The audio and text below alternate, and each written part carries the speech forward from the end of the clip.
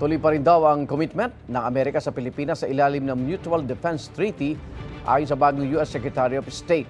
Sabi naman ng mga opisyal ng Pilipinas, mahalagang alyansa ng Amerika at Pilipinas para sa seguridad ng Indo-Pacific region. May unang balita si JP Soriano. Ecological disaster ang tawag noon ng ilang eksperto sa pagkasira ng mga coral sa Escoda Shoal na mahigit 70 nautical miles mula sa Rizal, Palawan at nasa loob ng exclusive economic zone ng Pilipinas. Sa gitna ito ng napaulat na reclamation activities umano ng China roon.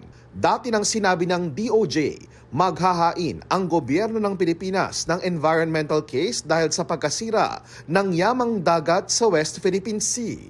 At sa ulat ngayon ng Reuters, sabi ni Justice Secretary Jesus Crispin Remulla, malapit nang magpasya ang Pilipinas kung saang international platform maghahain ng kaso. Ani Remulla, maraming ebidensyang nakuha ang Philippine Coast Guard at iba pang ahensya. Posible ngayong taon ihain ang kaso na maghahabol daw ng danyos.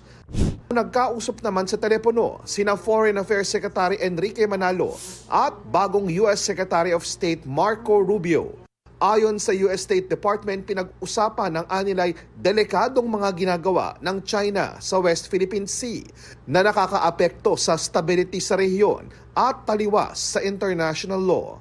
Anila ironclad o matibay pa rin ang commitment ng Amerika sa Pilipinas sa ilalim ng Mutual Defense Treaty kung saan obligado ang dalawang bansa na ipagtanggol ang isa't isa sa oras na magkaroon ng armadong pag-atake.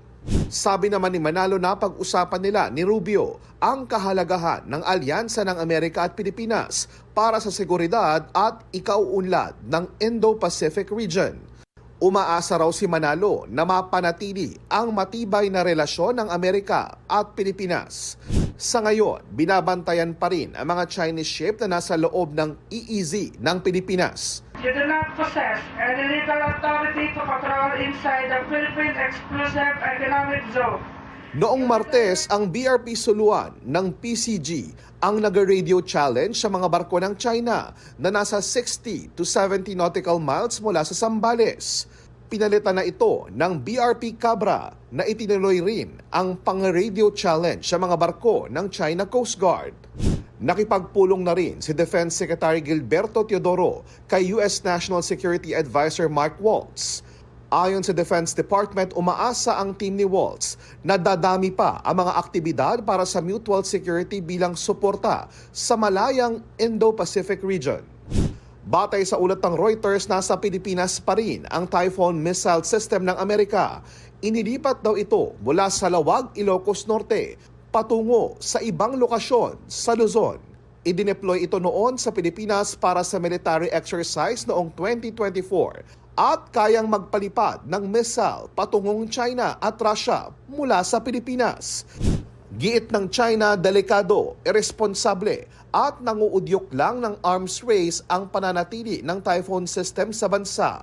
Kaugnay naman sa pulong ni Rubio at Manalo, sabi ng China walang karapatan ang Amerika na makihalo sa maritime issues ng China at Pilipinas. Ito ang unang balita, JP Soriano para sa GMA Integrated News. Igan, mauna ka sa mga balita, mag-subscribe na sa GMA Integrated News sa YouTube para sa iba't ibang ulat sa ating bansa.